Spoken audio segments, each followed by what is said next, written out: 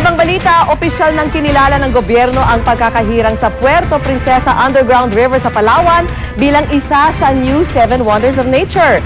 Ngayon naman, nais nilang isulong ang pagdedeklara sa Underground River bilang isang mahalagang ecological site. Saksi si Rafi Tima.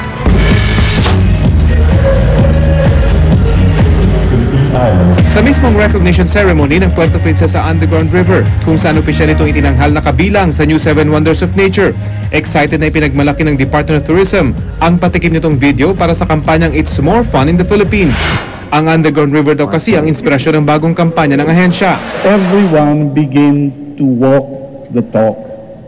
Nangako ho tayo ng fun, and our commitment now is we shall be measured by a simple metric. How much fun are we capable of? Ayon sa Department of Environment and Natural Resources, ngayon na kinilala na bilang kasama sa New 7 Wonders of Nature ang Puerto Princesa Underground River, isusulong naman nila ang pagkilala dito bilang isang mahalagang ecological site. This year, sa pagtutulungan po namin ni Mayor Hagedorn, isusulong po namin to sa United Nations para ideklara na isa sa pinaka-importanting wetland po ng ating bansa. Kasabay ng pagkilala sa ganda ng Underground River, ang pagmamalaki rin sa makulay na kultura ng Palawan.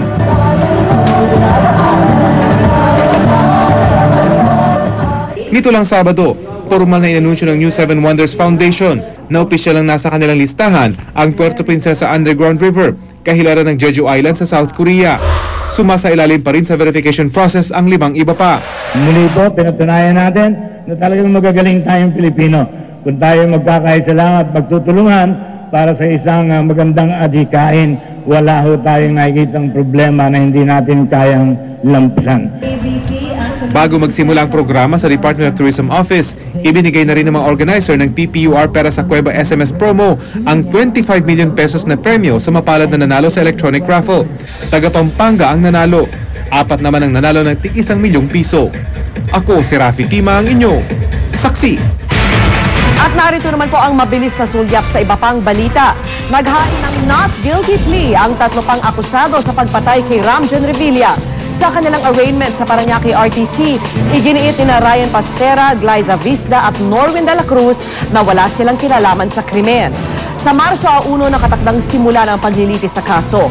Naghain naman ng mosyon ang kampo ni Janelle Manahan para kanselahin ang pasaporte ng kapatid ni Ramjen na si Ramona Bautista at ilagay sa whole departure order ang 6 na akusado. Minanifest ko sa kanya na kailangan ng order niya before the DFA can act on it. And he will act on our motion accordingly. Samantala, isang tricycle na biglang lumitaw sa runway ng Lingayen Airport ang nasagi ng papalipad na sana eroplano. Papatake off na ang Cessna 152 nang sumulpot sa paliparan ng 2 nagkakarera umanong tricycle. Napaaga tuloy ang take off ng eroplano pero nahagip pa rin ang isa sa mga tricycle. Bagamat walang naiulat na nasaktan, nasira ang ilang bahagi ng eroplano. At sa iba pa ring balita, ayaw magpa-apekto ng gobyerno ng Pilipinas sa matapang na pahayag ng Global Times laban sa Pilipinas. Sa editorial ng Chinese State Newspaper, sinabing baka maaari raw maghinay-hinay muna ang China sa pakikipag-ugnayan sa negosyo sa Pilipinas.